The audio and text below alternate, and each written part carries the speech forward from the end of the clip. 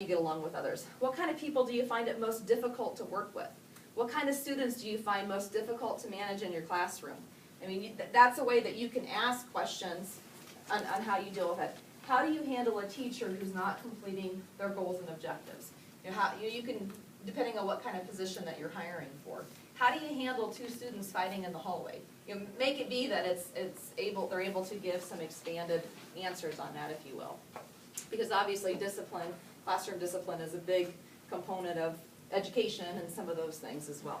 Coaching, if you're looking at people for coaching, I mean, there's probably some questions you can throw in there about their coaching style or how they manage team dynamics, a lot of different things like that. What I did not do, and I can send to you, Doug, is I'll send you a couple of my interview templates that I use for different positions. That way they'll give you guys some of those questions. I didn't think to include that, so just remind me if I forget to send that to you. I was asked questions about attendance. But you had said, like, you can't ask how many work-related injuries, so you can't ask, well, how many days were you absent last year? The way you phrase it, though, I mean, you can say, can you tell me about your attendance history at work? It's okay because it is important to know attendance. It's just that if they tell you that they were gone because they had cancer last year and they missed 6 months of work, right, it's kind of hard to stay away from taking it the next step. But I think attendance is important, and I think that's one of the ways that I usually phrase that. Is I'm trying to think, and again, my template will have a couple of those on there. Because obviously attendance is important for us too. I think you can even word it that way. Obviously attendance is an important part of this position. You know, tell me about your attendance history at work, because you're not asking were they ill, were they hurt, were they whatever. You definitely have to find what are those key elements that you need in that position and focus your questions around that. And if you Google out there situational interview questions, behavioral interview questions, you can find all kinds of examples out there to help you figure out how to word some of those questions that you're looking for. There's all kind of free sites out there. And I do have on one of my slides a couple of those resource tabs, I believe. But SHRM, the Society for Human Resource Management, it's a very cheap membership, and you get sample job descriptions, you get sample policies, you have a not Snapchat, I'm sure they probably have that too, but a blog situation, and I get like emails every day where people can just go out and post a question and other people respond to it. And it's only like $199 or $189 membership for a year. So it's a really great investment. Plus they also have attorneys on staff that you can send a legal question to. Obviously in education there's a couple of key people you're working with already from an education standpoint, but definitely something to think about. A good resource out there. So training and development also is an important part, and obviously you guys do a lot of staff development throughout the year, so there's key things that you're always hitting on. Same with any business environment. Obviously there's certain topics that OSHA requires us to cover every year: personal protective equipment, bloodborne pathogens, safe lifting techniques, those kind of things. Probably some of the same things you probably cover with your staff members potentially on some of that. Probably even more so, how do you handle critical elements or a shooter in the workplace? A lot of that, like I said, you don't want to think about, but you need to be prepared for. And so hopefully you've got some safety teams in place that do talk through some of those situations. Keeping records and documentation is also critical, no matter if it's job performance, training, whatever it might be, because sometimes you do have to go back and prove that you did train somebody on a particular topic. And it seems like it might be keeping a lot of documentation, but document. I can't stress that enough. No matter if it's the business world or the education world, having that documentation is key, especially, for example, career development plans or performance plans. More so in your case if you have a teacher, a tenured teacher who is not performing to your expectations, and you have to figure out whether or not you're going to be able to retain them on your staff. Well, obviously you can't just fire them, right? You have to be able to prove that you gave that person an opportunity to correct their behavior first before you take steps, especially in a union environment. So a lot of times you're going to put that staff member on an action plan that they have to be able to reach those attainable goals, and how are they going to do that before you can take that next step. So again, a lot of that falls into not only documentation, but what your plan is for that person in order to be successful. Obviously, I always tell my managers, we're not going to set anybody up to fail. If we're going to put somebody on an action plan, it needs to be reasonable, attainable goals. Because sometimes they come in just wanting to fire somebody, and I'm like, whoa, hold the bus, you know, we're not just gonna jump into that, because is the problem on how you're managing that person? Or is it because that person really can't do the job anymore? And to give you an example of that, when I first started at Hughes Brothers, it was probably into my first or second year there, we had a purchasing assistant who had been there for 23 years, doing that, pretty much that job the entire time. And her manager, the purchasing manager, had been there maybe about 3 years, because she's only been there about 1.5 years more than I had. She wanted that gal fired right then and there. And so we kind of talked through what are the challenges, what are the problems. And we did end up doing an action plan with that person, because we did find there were some deficiencies there on how the job needed to get done.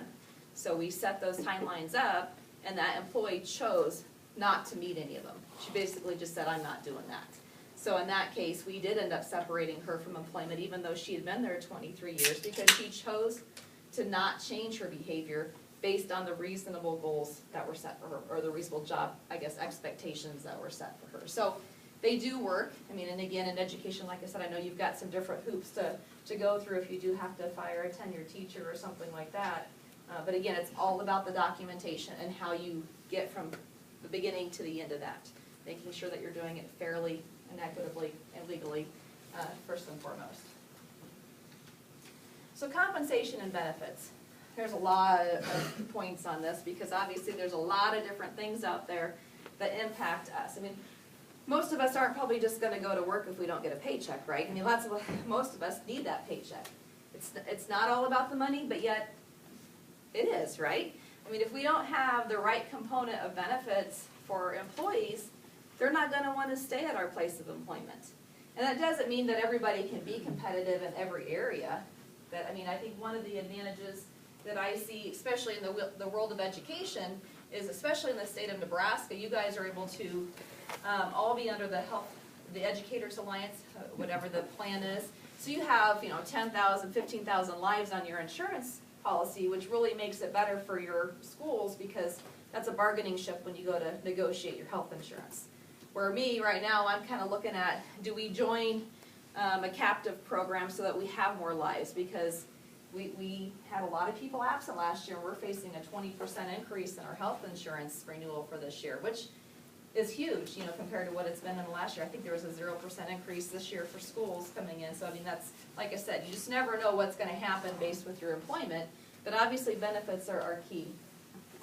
With this, I think the other thing to do is making sure that the policy, or the benefits and the things that you have in place fit the needs of your employees, and are there things that you can do that aren't going to cost your district any more money? That I don't know, because you guys have to be within a certain budget, right? So there's certain things that you're not able to just throw out there, because you do have taxpayer dollars and you have a set budget that you have to work with. In a business environment, especially a for-profit business, you don't have as many limitations, because you have a little bit bigger pocketbook to draw from when you're trying to determine what those benefits are. I think the other thing that I would say for this area is educate your employees on what those benefits are, because I think that's usually what the downfall is for any businesses. A lot of the employees don't fully understand how all those benefits work. For example, I'm pretty sure does everybody in the schools have an education or an employee assistance program, right? But not everybody always realizes what that is and how that can help them. And I think, that is one resource that I think, too, even in my workplace, gets underused. And we always try to do paycheck stuffers to remind people that that's there. Or if somebody comes to me with, they've got this situation going on at home. For example, somebody's going through a separation and possibly a divorce, something like that. I always remind them, use your EAP benefit. It's confidential. You and your family members, if there's kids involved, they can go see a counselor free of charge and help them through this situation if need be. Under this too, job descriptions, job analysis, job evaluations. Obviously, I think it's pretty much a requirement that you have to do a staff evaluation of all your teachers. Is that once a year, twice a year? I can't remember what your, depending on who it is. Okay. One of the things that's important too, if you do have to let go of a staff member down the road, do you have a job description in place for that? Do you know what those performance expectations are? So again, whether that's for-profit, nonprofit, education, that's also a key component that you need to make sure that you have job descriptions in place in order to help you evaluate what it is that you need to be doing there. Other than that, anybody else have any unique benefits that you have in your district that maybe aren't in other districts that you would want to share? Okay. Like I said, there's a lot of different things that go into this. Moving on then is to compliance issues. And with that, as I was talking earlier, I'm sure educators, and I know Perry Law Firm or whoever you work with, and another one is pretty much your two in Nebraska, which obviously you want to use somebody that's well familiar with the education world. We have somebody that we work pretty closely with at Hughes Brothers too, Klein Williams, based out of Lincoln and Omaha. But yeah, if you don't know a good attorney, you want to find one. Because there are definitely going to be situations where you want to just make sure that you are actually taking the right steps. I mean, if you have a bad feeling about a situation, trust your gut on that. Get an attorney involved, network with the other people, you know, and just say, hey, this is my situation, what would you do?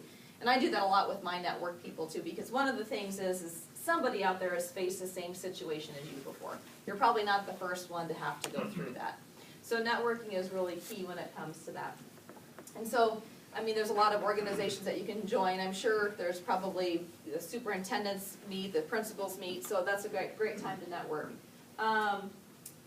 As you saw on the resources, I had found a quick article on all of the things that Trump had signed into law in the last year, and I know not all of them were true laws. I just found that interesting just because I know, looking at what the legislature is doing right now, obviously there's a couple of key things out there that are going to potentially impact education, depending on what happens with those. But compliance is one of those things that, you know, I think it's more difficult every year. I mean, I've been doing HR 20 years now, and you think it'd be easier after 20 years, but I think it's more difficult than ever. I mean, even in schools, you've got the bullying and the social media. I mean, my goodness, I would not want to go back to high school today, I'll just say that, right? Because I don't know how I would do it with Snapchat and all these other things that they have going on. I run it into the workplace too. You know, even with adults, I feel like I'm running a junior high school most days because it's still, you know, people fight with one another and they come in and they're like, well, so-and-so posted this about me on Facebook, and I'm like, I'm not getting involved in that. You know, one of the situations where, I mean, it was pretty defaming what was said, and I'm like, you can go to the police. You know, we don't have any policies internally right now at Hughes Brothers, which is something I've been trying to change, but we're a family-owned business, and our owners are very old school. They just don't want to be involved in any kind of conflict. But if there are certain things, I just tell people, if you feel it's that big of a threat, then go to the police. You know, if they felt there was something on Facebook, but it does make it difficult. You know, any of these social media things, you know, people are not supposed to be on their phones at work, but I'll have somebody come in and say, well, they posted this at 2 o'clock, that was when they were working. So it just creates a challenge, just like cell phones in the classroom. You know, I think from the time probably when Chad was first a principal in Seward, you know, they at first had a policy about no phones in the classroom at all, you know, and it was the keep them in your locker to all that, to now it's pretty much teachers embracing them in the classroom, and how do you utilize them so that they can learn. Kind of neat tricks. I know one of the teachers has a little pocket thing on their door, so as they walk in, every student has to put their cell phone in a pocket, you know, if they're not using in there. So I know it makes it challenging for all of you as well, so it's no different in the workplace either. I have a question. Yes. Sorry. I have heard, I don't necessarily agree with it, but that a person that I know in the HR said that if you don't have a policy, that makes you less liable. Yes and no. It's kind of what they say about handbooks too. You know, if your handbook's not going to be up to date and really with what you're doing, you're better off not having one because you're not following what you actually have in writing. So it could be set true, you know, if you look at it that way. But what I would say is that if there is something that's a critical or something that you get faced with, it's probably better to have the board think about putting a policy in place to help address it. The problem is once it's in black and white, then you're bound to follow it exactly like it says. You know, no, we don't want to do that. You know, so that's the thing is, can you as a staff figure out how are you generally going to address that issue? Because that's probably more important, that everybody is enforcing whatever the rule is consistently. You know, and that's a challenge that I have too, because I have, I'm trying to think, 25 different